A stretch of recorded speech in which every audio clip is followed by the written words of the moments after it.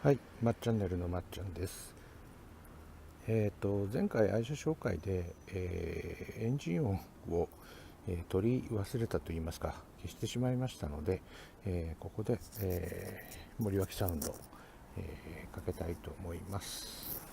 はい、まずキーをオンにしまして、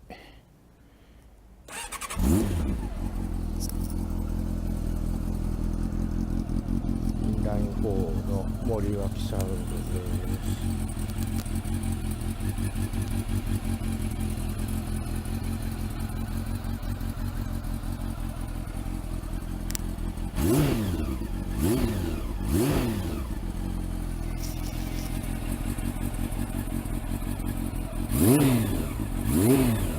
どうでしょう、いい音ですね。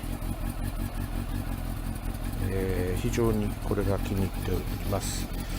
フル行きなのでこのチタンの夜景もとっても、大好きです。